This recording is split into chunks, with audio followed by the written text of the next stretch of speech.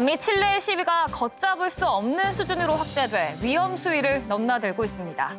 칠레 정부는 국가 비상사태를 선포하고 야간 통행 금지까지 실시하고 있지만 수그러들지 않고 있는데요. 지하철 요금 인상이 시위를 촉발시켰다고 하는데 인상 철회에도 불구하고 더욱 격렬해지는 이유는 어디에 있을까요? 보도본부 국제부 연결합니다. 남종혁 기자. 네, 칠레는 1인당 GDP가 16,000달러 정도로 남미에서는 비교적 잘 살고 안정적인 나라입니다. 이런 칠레에서 시위가 본물처럼 터지면서 폭동 수준으로 번져가고 있습니다. 우리 돈 50원 정도의 지하철 요금 인상에 대한 불만 폭발이 출발점이었습니다. 기폭제는 젊은 대학생들입니다. 지하철역으로 대학생 수백 명이 달려들어갑니다. 학생들은 순식간에 개찰구를 뛰어넘습니다. 아예 시설물을 부수기까지 합니다. 지하철역을 점거하고 시위에 나선 겁니다.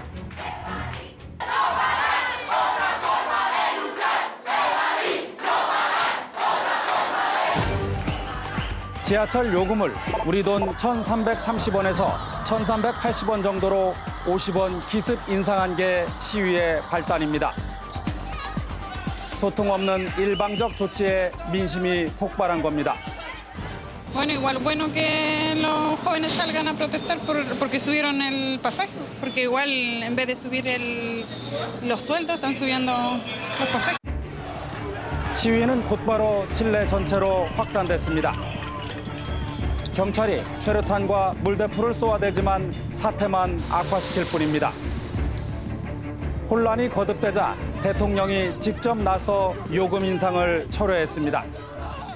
Vamos a suspender el alza de los pasajes del metro, lo que requerirá la aprobación de una ley. 하지만 시위는 오히려 더 불붙었습니다. 버스를 불태우는 등 방화가 잇따랐고 곳곳에서 약탈도 이어졌습니다. 소득 불균형과 잦은 공공요금 인상으로 쌓였던 불만들이 한꺼번에 터졌다는 분석입니다. La gente dice que no tiene acceso al agua, a la electricidad, todo está valorizado al valor del primer mundo y los salarios están en el tercer mundo. Ya se ha alargado mucho. Al principio ya es tolerable, pero ya lamentablemente ya.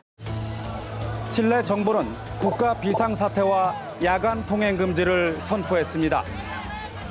피노체트 독재 시절 이후 30년 만입니다.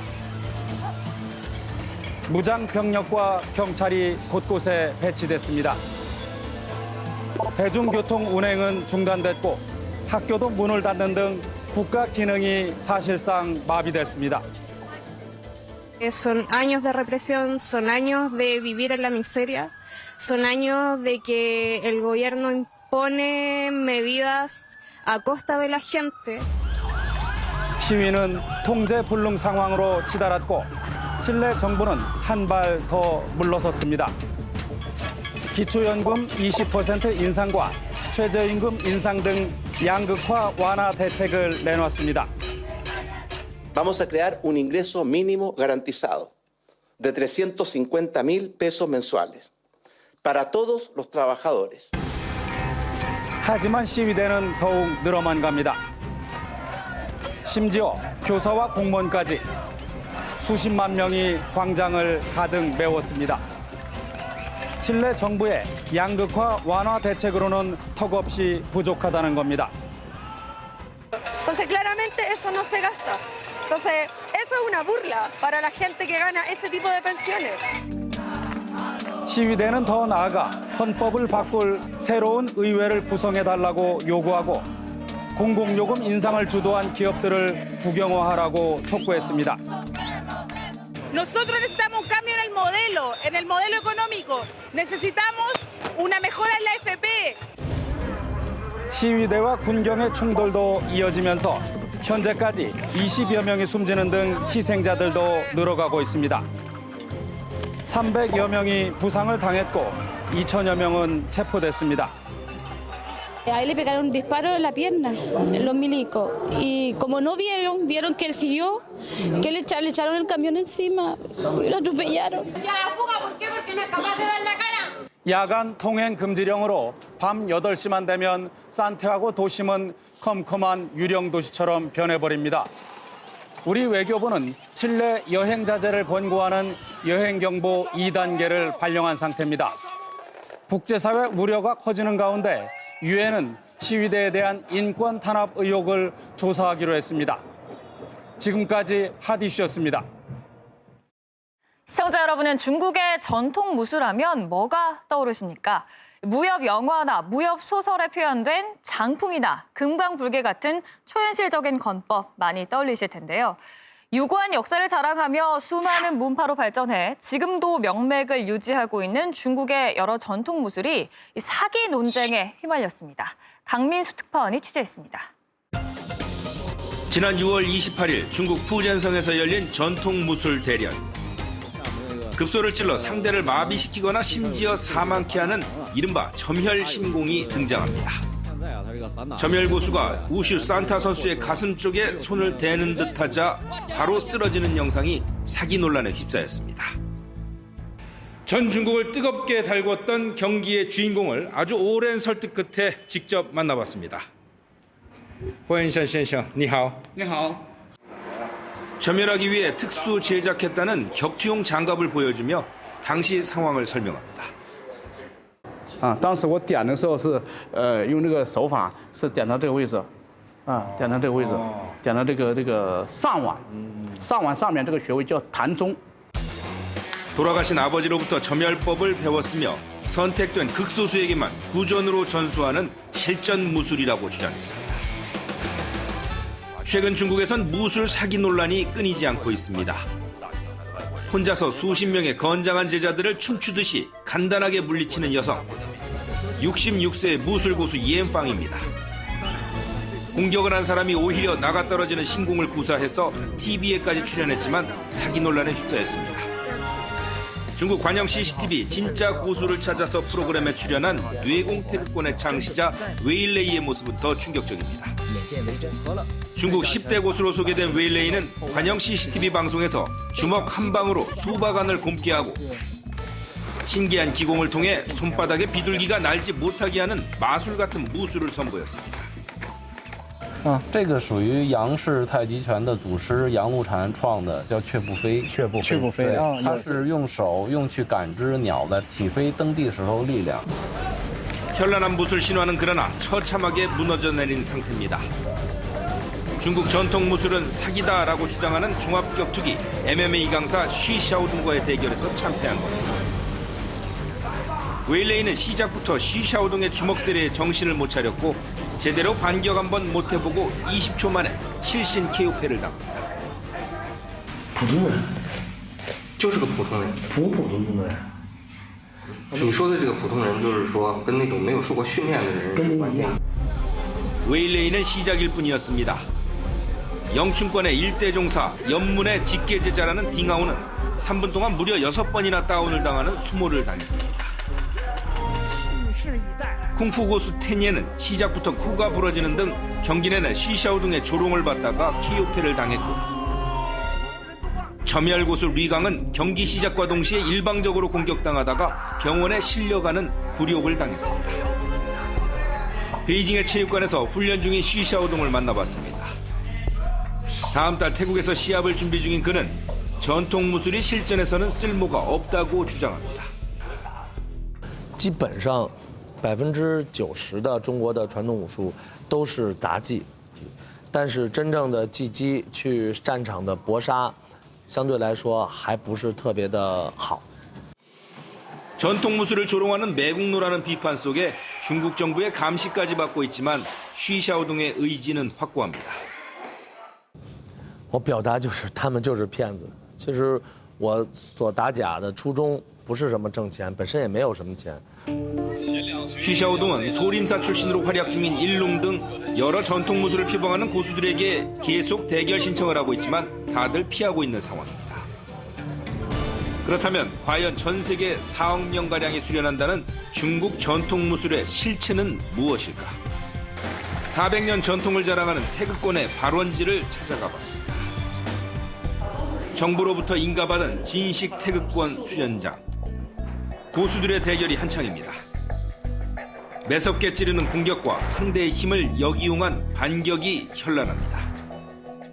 他有好多人为了炒作推广啊，他把这武术夸大化、夸张化了。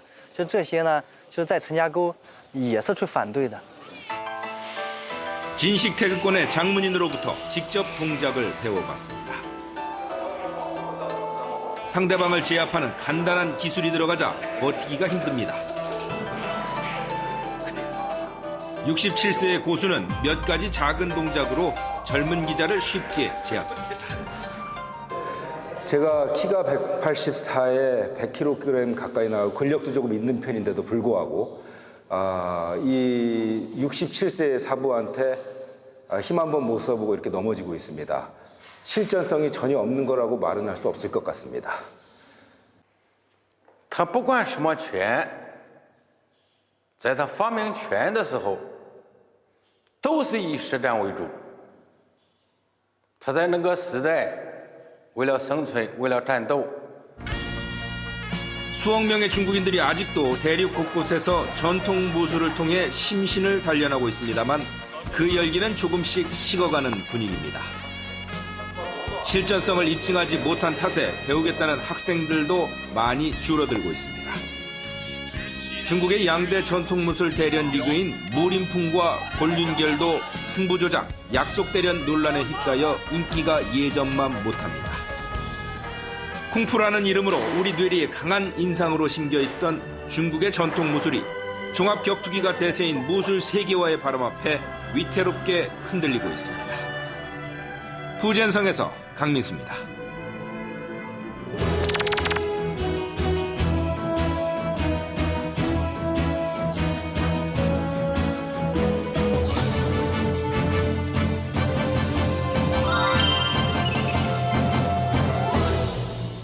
거리 전동 킥보드를 타고 가는 모습 많이들 보실 텐데요. 이동에 편리하고 친환경적이어서 인기가 높습니다.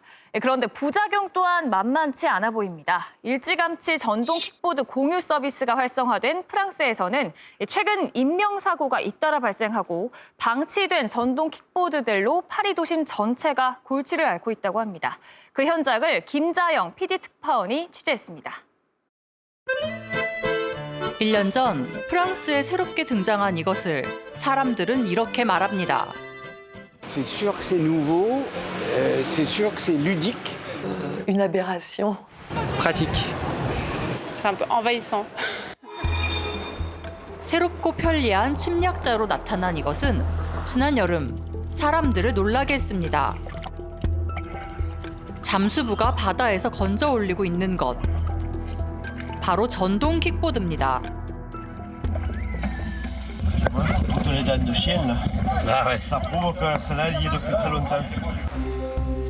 전동 킥보드가 바닷속에 있었던 이유는 무엇일까? Des jeunes qui ont livré un petit peu à eux-mêmes, qui ont un jeu qui consiste à prendre les trottinettes et à les jeter dans l'eau. 항구 근처에 주차된 공유 서비스 업체의 전동 킥보드가 그 대상입니다. 이날 30여 대를 마르세유 바다에서 건져 올렸고 파리의 센강, 리옹의 론강에서도 하루에 수십 대씩 수거됐습니다. 물속에 버려진 전동 킥보드는 심각한 환경 문제를 일으킬 수 있는 상황. 그러나 아이러니하게도 전동 킥보드 공유 서비스는 지난해 친환경 교통수단으로 각광받으며 프랑스에 도입됐습니다. C'est beaucoup plus rapide que les transports en commun, on en trouve quasi partout. Et c'est tellement peu cher et tellement pratique. 지난해부터 파리 시내에서만 최대 12개의 공유 서비스 업체가 운영됐고 올해 말 4만여 대의 운행이 예상될 정도로 성장했습니다. 이렇게 공유 전동 킥보드로 목적지에 도착하고 나면 원하는 곳에 자유롭게 주차하고 주행을 마치면 됩니다. 그런데 이런 자유로움이 때로는 도시의 무질서를 만들어내기도 합니다. 사람들이 이용을 마친 전동 킥보드는 인도나 차도에 아무렇게나 주차되곤 합니다. Une fois sur deux, elles sont tombées par terre. Il y a beaucoup de trottinettes sur les trottoirs et ça peut poser quelques problèmes pour les piétons, les passagers, les habitants. 그러자 파리시는 새로운 규제를 내놓았습니다. Un arrêté qui interdit le stationnement des trottinettes électriques sur tous les trottoirs. Elles devront stationner sur les places de stationnement situées sur la chaussée et déjà utilisées par les voitures et les deux roues motorisées. 그러나 주차난이 심각한 파리에서 전동 킥보드가 끼어들 자리를 찾기는 쉽지 않아 보입니다. 결국 공유 서비스 업체에서는 자체적으로 정리 요원을 운영하고 있습니다. Entre 110 et 150. Comme cela, comme des fois il y a des gens qui sont pas contents, qui ne trouvent pas de place, donc ils les jettent tous par terre. 상황이 이렇다 보니 거리에서 훼손되는 전동 킥보드도 상당수입니다. 무단 주차, 훼손, 해양 투기에 이르는 각종 문제들. 공유 서비스 업체들은 해결책 마련에 고심 중입니다. Maintenant impossible de pouvoir terminer un usage près d'un cours d'eau et en plus on a des personnes qui vont patrouiller, pêcher et recycler les trottinettes. La mairie de Paris va mettre en place jusqu'à 2500 espaces de parking réservés aux mobilités douces. Donc nous allons participer aux frais. 전동 킥보드가 거리를 점령하면서 생기는 문제는 이뿐만이 아닙니다. 인도와 차도를 넘나들며 고개를 부리듯 운전하는 매우 위험해 보이는 광경이 종종 목격됩니다.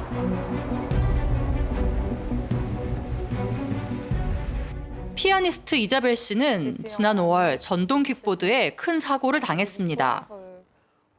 J'ai fait comme ça, oui, c'était là, voilà, j'étais sur le dos, foule et je n'ai pas vu du tout, ni entendu. Un véhicule qui m'a heurté dans le dos et je suis tombée sur la main droite.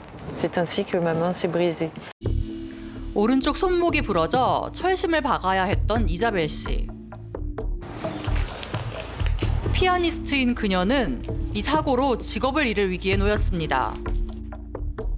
몇 달째 재활 치료를 받으며 손의 감각을 회복하려 노력 중이지만 그녀에게 거리를 활보하는 전동 킥보드는 삶을 뒤흔든 상처가 됐습니다.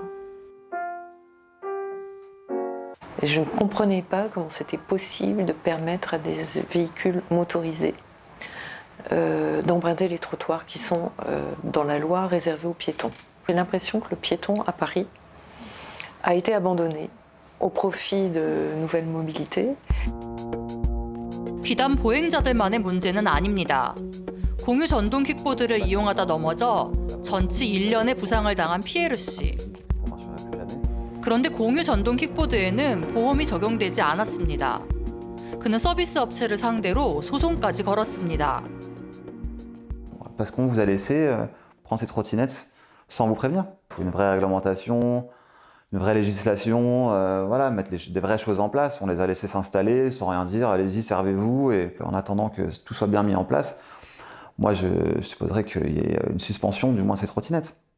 프랑스에서 전동 킥보드 사고는 급증하고 있고 올해만 3건의 사망 사고가 있었습니다.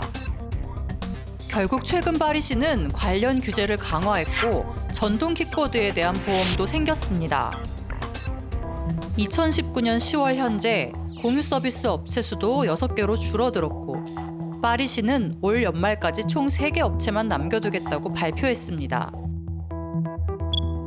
영국 런던에서는 공공장소에서의 이용을 금지하는 등 다른 유럽 대도시에서도 강도 높은 규제를 시행 중입니다. 한국을 비롯해 전 세계로 확산되고 있는 전동 킥보드 공유 서비스. 새로운 변화가 주는 진통을 한 발 먼저 겪은 프랑스는 지금 그 해법을 찾고 있는 중입니다. 지금까지 파리에서 PD특파원 김자영입니다. 사람들의 손재주가 뛰어나고 천연 재료가 풍부한 베트남에서는 천년 전통의 도자기나 비단 같은 전통 수공예품이 많이 생산됩니다. 하지만 최근에는 전수자들이 줄고 원산지를 위조한 중국산까지 유입되면서 위기를 맞고 있다고 하는데요. 천년의 역사를 지닌 하노이 공예 마을을 송금한 특파원이 취재했습니다. 하노이 중심가에 자리한 호앙kiem 호수. 호수 북쪽에 15세기부터 조성된 여러 갈래의 골목길 가운데 실크 거리라고 불리는 한가이 거리가 있습니다. 수십여 곳의 상점에서 베트남 비단을 판매하는데 분위기는 예전 같지 않습니다. Tham quan thì chắc chỉ có khoảng 10-15 người thôi và mua hàng thì chỉ được 2 người. 하노이 중심가에서 10km 떨어진 반풍마을. 전통 방식으로 비단을 만들어 온 이 마을도 타격을 입었습니다. Qua cuồng rồi, qua cái làm cái sợi tơ này, qua cuồng rồi qua mắc, qua khâu mắc xong rồi đến nối xong rồi đến dệt. 대를 이어 전통을 지켜온 응엔티 오인 씨는 60년째 비단을 만들고 있습니다. 6 tuổi, 7 tuổi đã dệt lận chân lận tay. Bé tí đã phải làm hết. Bé tí đã làm. Thế làm việc bé. Thế bây giờ mới là máy móc có điện thế này làm. 이제는 물레를 대신하는 기계로 작업 속도는 빨라졌지만 올이 튀지 않게 수백 번 손으로 다듬어야 합니다. 이런 전통 방식으로 만들어진 비단은 결대로 고르게 닳고 특유의 광택이 유지되기 때문에 시간이 흘러도 값어치가 더해집니다. 반풍마을의 비단은 1930년대 프랑스 마르세유 박람회와 파리 박람회에도 전시될 만큼 정교한 품질로 유명했습니다. 하지만 현재 3,900가구가 살고 있는 이 마을에서 비단을 직접 만들거나 판매하는 가구는 300가구에 불과합니다. 고되고 힘든 제조 공정을 계승하는 이들도 점차 줄어들고 있습니다. 은색 등 화려한 색실로 술을 놓아 주로 옷감으로 쓰이는 도톰한 비단인 양단은 명맥이 끊겼습니다. Người nghệ nhân ấy, mà làm nên cái gấm ngày xưa thì không còn nữa. Và nghề thì cái cách làm gấm ấy, nó đang mai một. 고된 일을 꺼리는 경향 탓에 전수자들이 주는 데다 원산지가 위조된 제품까지 등장했기 때문입니다. 100% 명주실이 아닌 합성 섬유가 쓰인 중국산 비단을 구매한 소비자들의 항의에 일부 도매상들은 반풍마을과 거래를 끊었습니다. Của mình mà khi mà mặc lên người thì mùa hè rất là thoáng và mùa đông khi có gió heo may nó không bị hút. 지방정부는 반푹 상점에서 수입 제품 판매를 전면 금지하고 이를 적극적으로 알리는 캠페인을 시작했습니다. 상품에는 마을과 생산자의 이름까지 구체적으로 원산지를 표기했습니다. 마을 사람들이 매년 제사를 지내는 알라데 느엉 사당. 1200년 전 반푹 주민들에게 뽕나무 재배와 비단을 만드는 법을 처음 전수한 것으로 알려진 느엉 부인을 모신 곳입니다. Kỷ thứ 9, bà có công dạy nghề trồng dâu nuôi tằm, dệt lụa, khai phá ruộng đất, mở mang nghề nông, khiến ấp Vạn Bảo ngày nay càng chủ phú. 마을 사람들은 비단을 복원하고 보존하는 일은 역사를 계승하는 것이자 신의 역할을 대신하는 것이라고 여깁니다. Theo nghề được chứ nếu mà không tốt thì cũng chả ai theo được nghề. Yêu nghề thì mới ngồi thế này được. Nếu mà không yêu nghề thì không thể ngồi được như thế này đâu, thật sự. 하노이를 가로지르는 홍강의 동쪽에 위치한 바짱 마을. 풍부한 고령토와 무더운 날씨가 도자기를 만들기에는 적격입니다. Cô đang đổ bước đầu tiên là đổ vào, xong là được hồ cái là cô đổ ra, xong là cô lấy. 반죽을 만드는 과정은 전통 방식으로 사람의 손길이 닿아야 견고한 제품이 완성됩니다. Vất vả chứ, vất vả bao nhiêu sức của mình dồn ra đây hết rồi. Cái bận thì cô là thường đổ cái này thì đau lưng là một, hay bị đau dạ dày của mình cúi lên cúi xuống này. 사람의 키보다 더 큰 화병에 한 땀 한 땀 그림을 그립니다. 수작업으로 수백 번 색을 덧칠하면 세상에 하나뿐인 작품이 됩니다. 사당이나 거실에 두면 복을 불러다 준다는 이 화병은 가마에 9번을 구워내야 완성됩니다. 하지만 도소매 상인들과 전 세계 관광객들로 붐볐던 이 마을엔 최근 방문객들의 발길이 뜸해졌습니다. Hơn bây giờ, còn bây giờ về thì nó kiểu về nhiều nhưng mà về nó mua hàng không bằng ngày xưa. Nhưng về chơi nhiều hơn. Ngày xưa mua hàng là toàn hợp đồng nước mà về. 베트남 전역의 사원 등 옛 건축물의 창틀이나 벽돌에 밭장마을에서 만든 도자기 제품이 쓰였지만 점차 현대식 건물이 늘며 수요가 줄어든 겁니다. 실생활에서도 도자기를 대체하는 가벼운 제품들이 유행하고 저가의 중국산 공산품 수입도 늘어 판매량은 더 감소했습니다. Nhiều hàng đẹp, nhiều nhưng mà nó nhiều quá. Đấy, kiểu thế. Nhớ nhất ngày xưa là sướng nhất là như thế. 천년의 역사를 지닌 베트남의 공예 마을. 옛것의 정취를 간직한 마을의 고민이 깊어지고 있습니다. 하노이에서 송금환입니다.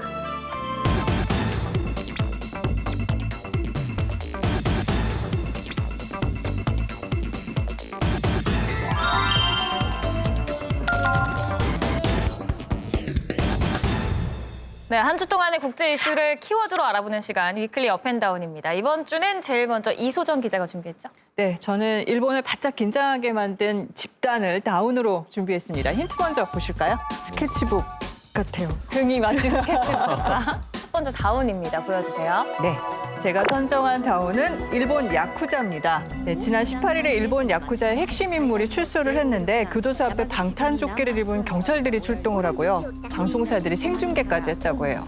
저 어떤 인물이 출소를 했길래 방송사에 뭐 경찰까지 출동을 한 걸까요? 네, 이번에 화제가 된 인물은 일본 최대 규모의 야쿠자 조직이죠. 야마구치 구미의 2인자 다카야마라는 인물입니다. 야마구치 구미의 조직원 수가 한 2만 7천 명 정도로 추산을 하고 있어요. 이거는 일본 전체 야쿠자 수의 43% 정도 차지할 정도로 엄청난 규모거든요. 거기다가 지난 2014년에 미국 포춘지가 재밌는 통계를 냈는데 가장 수익이 높은 세계 갱단 베스트 5를 발표했는데 이 야마구치 구미가 2위에 선정되기도 했습니다. 거의 우리 대기업과 맞먹는 수준이죠. 그러니까요. 저도 이 기사를 좀 봤는데 뭐 총을 든 골드만삭스 뭐 이런 표현을 쓰더라고요. 이 다카야마라는 사람은 전 처음에 좀 젊은 사람인 줄 알았어요. 근데 사진을 보니까 굉장히 노인이고 그리고 거기서는 톱 1이 아니잖아요. 그러니까 그쵸. 포스가 아닌데 톱 2니까 이 사람을 줄수한다고 그렇게 걱정할 일인가요? 네. 실제로 70이 넘었어요, 나이가. 그러니까 일본이 고령화 사회다 보니까 이제 야쿠자도 고령화가 되냐 뭐 이런 얘기도 나왔는데 근데 이게 가벼운 문제가 아닌 게 다카야마가 수감된 다음 해부터 이제 조직이 분열되면서 현 두목에 반기를 든 분파들이 막 생겨난 거예요. 그리고 서로 막 파벌끼리 뭐 권총을 쏘면서 분쟁도 벌이고 이 상황에서 2인자가 드디어 출소를 한 거죠. 그렇다 보니까 1인자와 이제 손을 합쳐서 이제 배신자를 다 복수를 할까 다시 조직을 복구하지 않겠나 이렇게 일본 사회가 긴장을 하면서 지켜보고 있습니다. 2인자 출소로 일본 사회를 긴장케 한 야쿠자 이번 주 다운으로 알아봤습니다. 다음 크리스티안 시죠. 네, 제가 이번 주 단을 준비했는데요. 힌트부터 보여드릴게요. 네, 훔치려는 것 같고요. 문제를 두 번째, 그렇죠. 세 번째는 네. 두 번째 다운입니다. 보여주세요. 제가 선택한 다음은요. SNS 도둑입니다. 네, 지난 21일에 SNS를 이용해서 벤제마, 가제마르 같은 스페인에서 굉장히 유명한 축구 선수들의 집에서 버섯과 돈을 훔쳤던 그 도둑들을 잡혔습니다. 어떻게 했다는 거죠? 해킹을 한 건가요? 해킹 보통 SNS라고 하면 해킹이라고 먼저 떠오르잖아요. 네. 근데 그게 아니라 이 선수들이 직접 올린 SNS 포스트 글을 보면서 그걸 분석해서? 그거 이제 결국에는 이제 범죄에 저지르게 됐는데 축구 선수들이 SNS에 올린 사진이나 글을 통해서 원정 경기 일정을 파악하고 집이 빈 상태에서 거기 몰래 들어가서 그 사람들의 뭐 현금 물론이고 그리고 뭐 챔피언스 리그 뭐 메달까지 그런 거 다 훔쳐갔단 말이에요. 그건 돈으로 살 수도 없는 거예요. 그렇죠. 유명인들은 워낙 또 SNS가 많이 노출이 되고 기사화까지 되다 보니까 일거수일투족이 다 노출이 되는 것 같아요. 맞습니다. 사실 LA 다저스의 푸이그 선수도 경기를 갔다가 도둑들이 자기 집에 들어갔는데 너무 안타까운 게 이 푸이그 선수는 2년 동안 이 일을 4번이나 당했대요. SNS 끊어야 되는 이 정도면 정말 SNS 달티를 해야 돼요. 그러니까 그만해야 될 것 같아요. 네. 문제가 이게 유명인만 대상이 되는 게 아니라는 거예요. 그러니까 일반인들도 마찬가지로 SNS에서 나온 이 정보가 바로 범죄의 타겟이 될 수도 있어요.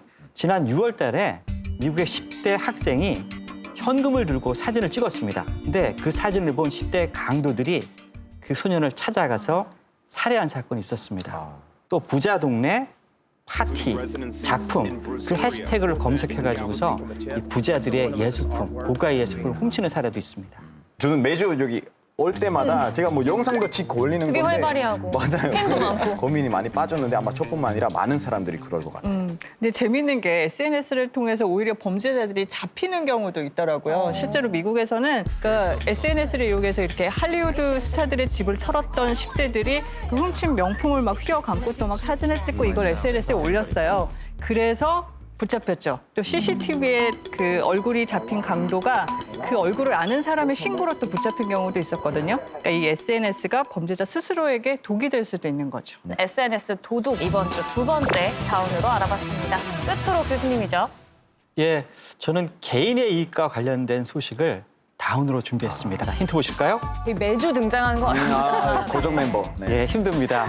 다운입니다. 보여주시죠. 제가 준비한 다운은 트럼프 리조트입니다. 지난 17일 백악관에서 발표가 있었습니다. We're going to do the 46th G7 summit on June 10th through June 12th at the Trump National Doral facility in Miami. Doral was by far and away the best physical facility for this meeting. Really? Far and away?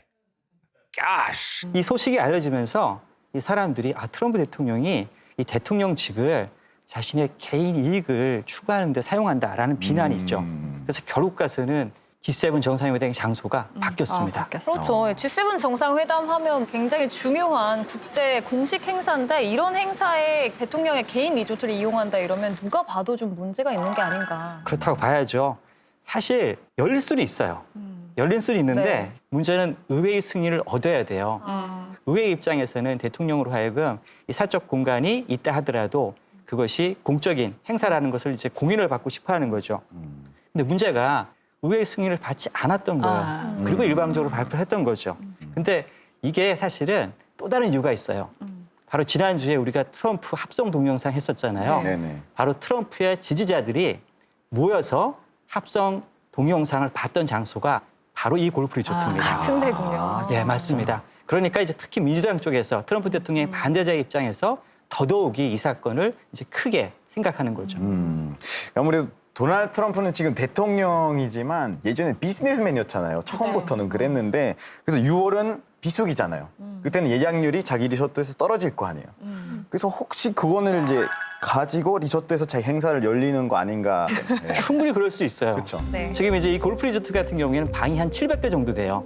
700개 정도에 되는 방이 다 차게 되면 엄청난 이익이 되고 두 번째는 이 장소가 전 세계 사람들한테 노출이 됐잖아요. 그러니까 대단한 홍보 효과가 있는 거죠. 그런데 이제 트럼프 대통령은 G7 행사를 자기는 무료로 열 의사가 있었다. 뭐 이렇게 얘기를 하기도 했어요. We'll look at other locations. I don't think it'll be as exciting. I don't think it'll be as good. It'll cost the country a fortune because it's very expensive. You know, fortune for the country. I was willing to do it for free. But people didn't like that. They thought I may get some promotional value. I need promotional value so badly, right? I don't need promotional. Go ahead. What did you say? 좀 믿기는 어려운데 정말로 트럼프 대통령이 이렇게 사익을 추구할 의도가 없었다고 하면 이번 논란이 좀 억울할 수도 있을 것 같아요. 과거 행동이 이 의심을 합리적 의심이라고 생각할 만큼 과거 사례가 있기 때문에 그래요. 네. 2017년 1월 달에 이제 트럼프 대통령이 대통령 취임식을 했죠. 대통령 취임식이 열린 곳이 워싱턴 DC에 있는 트럼프 호텔이에요. 그리고 2017년 중요한 정상회담이 미일 정상회담이 있었고 미중 정상회담이 있었거든요. 이것도 마찬가지로 본인의 리조트 마라라고에서 열렸어요. 맞습니다. 실제로 트럼프 대통령 이런 식으로 그 자신의 사업체를 계속 노출을 하고 있거든요. 취임 이후에 자신의 마라라고 리조트라는 곳에 주말이나 휴가 때마다 찾고 있어요. 그러다 보니까 미국의 고위급 인사들이 트럼프 대통령을 만나려고 이 리조트에 몰리면서 이 리조트 회원권 가격이 2배 이상 오르기도 했다고 합니다. 트럼프 대통령 사익 추구 논란을 불러일으킨 트럼프 리조트 이번 주 마지막 다운이었습니다. 지금까지 위클리 업앤다운이었습니다.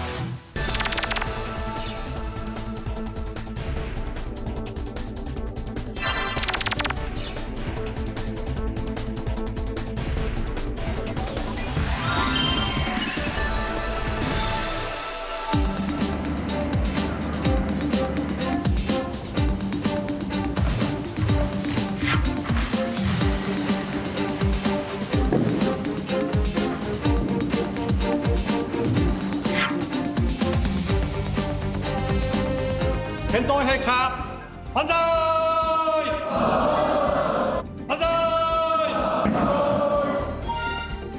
그 여러 가지 중요한 그 외교적인 사안에 대해서는 특히 일천왕의 그 많은 요소들을 고려를 하면서 추진을 해야 될 것으로 생각이 됩니다. 우리 외교부 장관님께서 일본 표현을 하셨는데 우리 국회의 공식 입장은 일본 일왕입니다. 다음 왕의 질문으로. 그 명칭과 관련해서는 좀 정부의 입장은 그 상대국이 쓰는 이름을 쓴다 하는 취지에서 정부로서는 천황을 쓴다 하는 것이 이제 오래된 그 정부의 그건 입장입니다. 일본에서 외교 행위를 할 때 그렇게 말씀을 해주시고요. 예. 네, 지난 22일이죠. 일본은 물론이고 전 세계에 큰 관심을 끌었던 일왕의 즉위식이 있었습니다. 본격적으로 얘기를 나누기에 앞서서 이 호칭 문제를 좀 짚고 넘어가야 할 것 같은데요. 앞서 영상으로 보셨다시피 뭐 천황이냐 일왕이냐 논란이 좀 있었습니다. 뭐가 맞는 건가요? 뭐 국내에서는 통상 이제 일왕으로 쓰는 것이 맞습니다. 이제 일본 고유 명사는 천황이고 또 우리 외교부의 공식 용어는 천황이지만 천황이라고 하면 이제 하늘의 왕, 국왕이라고 하면 나라의 왕이거든요. 네, 그런 점에서는 사실은 이제 우리가 백제계가 일본의 문화를 존수하고 또 조선통신사 같은 경우에는 대등한 관계에서 교류를 했었는데 이것을 하늘의 왕, 나라의 왕 하는 것은 적절하지 않죠. 그런 면에서는 일왕이 맞습니다. 네, 그럼 저희도 일왕으로 부르는 걸로 정리를 하고요. 이번 주 이슈 인사이드에서는 이 나루히토 일왕 즉위식에서 주목할 만한 주제를 사진으로 좀 준비를 해봤는데요. 여러 가지인데 이 사람 어떤 사람인가부터 제가 많이 궁금해지거든요. 네, 제가 나루히토의 이력서를 좀 준비해봤습니다. 일단 1960년생이에요. 전쟁 후에 출생한 일본의 첫 왕입니다. 그리고 학력은 왕족들이 주로 다니는 가쿠슈인 대학에서 역사학을 전공했어요. 그 주로 왕족들은 뭐 공학이나 식물학 같은 걸 했다는데 좀 이례적이죠. 그리고 2년 정도 옥스퍼드 대학에서 유학한 경험도 있습니다. 역시 이제 일본에서 본다면 처음으로 어떤 국제파 일왕이 아닌가 하는 생각이 듭니다. 전통적으로 이제 일본 왕실은 일본 국내에서 이렇게 양육을 하는 것이 기본이거든요.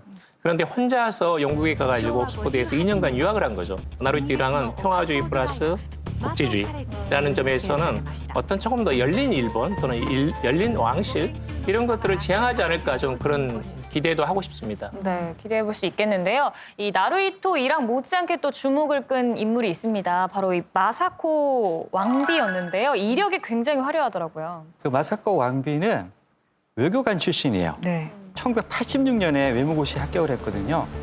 당시 1986년만 하더라도 여성의 외무고시에 합격했다는 이유 하나만으로도 크게 화제를 불러일으켰던 사람이었죠.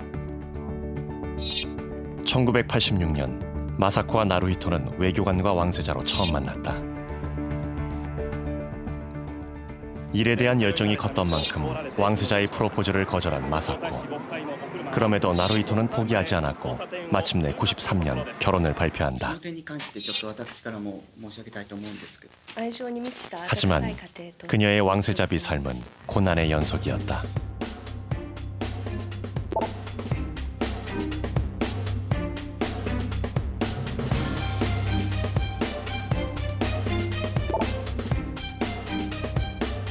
일부 보수파들은 그녀의 언행부터 신체 조건까지 트집을 잡아댔다. 여기에 거듭된 유산 그리고 아들을 낳으란 왕실의 압박까지 10년간 긴 집거 생활 속에 마사코는 비운의 왕세자비로 살게 된다. 마사코 왕비의 암흑기는 남편의 즉위 이후에 이제 끝났다고 보여지는데요. 이 전직 외교관의 경험을 살려서 새로운 왕비상을 정립할 거란 기대가 커지고 있습니다. 실제로 지난 5월에 트럼프가 일본을 찾았을 때 유창한 영어 실력으로 통역 없이 이제 대화를 했거든요. 그걸 보고 기품이 넘친다 이런 칭찬이 이어지기도 했죠. 네, 활약이 기대되는데요.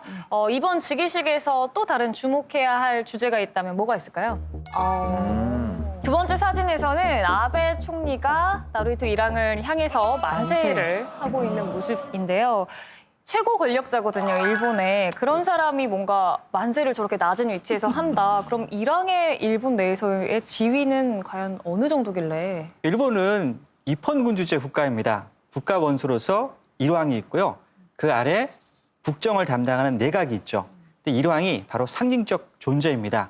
우리가 헌법을 보면요. 가장 중요한 게 1조에 등장합니다. 우리 헌법은 1조는 대한민국은 민주공화국이다라고 말하죠. 네. 근데 일본은 천황제가 가장 중요하기 때문에 일본 헌법에서 천황제가 제일 먼저 나와 있는 거죠. 그러니까 일본 헌법 1조를 보면 이렇게 나옵니다. 일왕은 일본국의 상징이며 일본 국민 통합의 상징이다 라고 하는 거죠. 특히 이제 전임 아키히토 일왕 같은 경우에는 1995년에 고베에서 대지진이 발생했을 때 그리고 2011년에 일본 동북부에서 대지진이 발생했을 때 그 고령임에도 불구하고 지진 피해를 받은 사람을 직접 찾아가가지고서 무릎을 꿇은 자세로 끝까지 유지하면서 그 이재민들을 유려한 모습들이 무척이나 인상적이었었습니다. 최근 설문조사를 바라보면 아마 한 70% 정도가 일본 왕실에 대해서 일본인들이 호감을 가지고 있다. 이렇게 이제 조사 결과가 나옵니다. 그런데 저는 늘 궁금했던 게 이렇게 새로운 일왕이 즉위를 하면 연호를 바꾸더라고요. 이번에는 레이와라고 하는데 어떤 의미인가요? 그 레이와는 아름다운 조화라는 의미를 가지고 있습니다. 그러니까 올해가 레이와 1년이 되고요. 내년이 레이와 2년이 되는 거죠. 일반적으로 우리한테 익숙한 시간표 기법은 서기예요. 네. 그러니까 서기는 예수의 탄생을 기점으로 삼아가지고서 그때부터 시간을 재는 거예요. 그러니까 일본인의 머릿속에서는 일본 왕이 즉위한 시간이 시간을 구분하는 기점이라고 생각하는 거예요. 뭐 레이에 대한 여러 다른 해석도 있습니다. 그러니까 레이라는 것은 명령의 영자거든요. 와라는 것은 이제 쇼와의 와예요. 그러니까 우리가 보통 쇼와 시대 생각하면 굉장히 안 좋은 그런 기억이 많습니다. 네. 말하자면 한반도에 대한 식민 통치라든지 또는 중국을 침략했다라든지 그런 면에서는 명령과 쇼와라는 굉장히 좋지 않은 그런 어감이 있지 않습니까? 그런 점에서는 아베 수상이 레이와라는 연호를 정하는 데 상당히 영향력을 행사했다는 뒷이야기도 있고 그런 점에서 아마 어떤 강한 일본을 만들기 위해서 그 쇼와를 연상시키는 레이와를 일부러 선정한 것이 아닌가 하는 그런 그 이야기도 있습니다. 아마도 지금 또 아베 총리가 전쟁 가능한 나라에 대한 뭔가 야심이 굉장히 크기 때문에 그런 해석이 나올 수도 있겠다 이런 생각이 듭니다. 네, 일본에서 일왕의 영향력도 상당하고 말씀하신 것처럼 그 아베와의 관계도 있기 때문에 새 일왕이 즉위식에서 어떤 메시지를 내놓을까 관심이 굉장히 모여졌었는데 국민의 행복과 세계 평화를 바라며 헌법에 따라 일본과 국민 통합의 상징으로 임무를 다하겠다 이렇게 얘기를 했어요. 그런데 이제 물러난 아버지 그 전 일왕과 아키히토 전 일왕과는 약간의 그 현행 평화 헌법에 관한 해석이 조금 온도차가 있지 않느냐. 그래서 나루히토의 헌법 수호 의지가 좀 후퇴한 거 아니냐 이런 우려도 일각에서는 나왔습니다. 네. 약간 이제 그 시대가 바뀌었다고 생각하시면 됩니다. 그러니까 이제 아키히토 일왕과 아베 수상의 관계라는 것은 아키히토 일왕의 나이도 많고 정치적인 어떤 경륜도 풍부하거든요. 그런데 이제 어리다고 할까 아베 수상보다는 나이가 적고 또 정치적인 경륜도 부족한 나루히토 일왕이 이제 새로 등극한 거죠. 그러니까 과거의 에도 시대로 본다면 약한 천황과 강한 쇼군. 저 사진이라는 것은 바로 전형적인 그런 그 장면이 아닌가 하는 생각도 듭니다. 일왕 즉위를 계기로 지난 24일이죠. 이낙연 총리가 방일을 하면서 아베 총리와 회동을 가졌는데요. 악화된 한일 관계가 좀 풀릴 수 있을지 기대를 많이 했거든요. 네, 근데 당초 10분으로 예정되어 있었는데 두 총리가 21분 정확하게 만났습니다. 2배 이상 길어진 거죠. 그리고 이낙연 총리가 그 문 대통령의 친서를 전달했는데 그 친서에는 갈등을 빚고 있는 한일 관계의 개선 의지가 담겨 있었다. 이렇게 정보를 밝혔어요.